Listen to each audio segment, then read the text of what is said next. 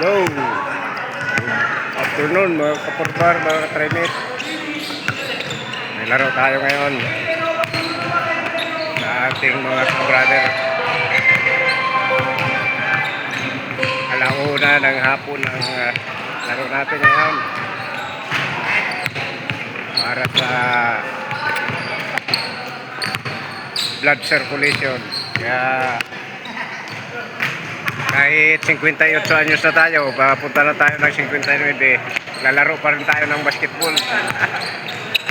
Ayan yung mga katimit ko. Kalaban namin ang mga taga Rosario, lokal na Rosario.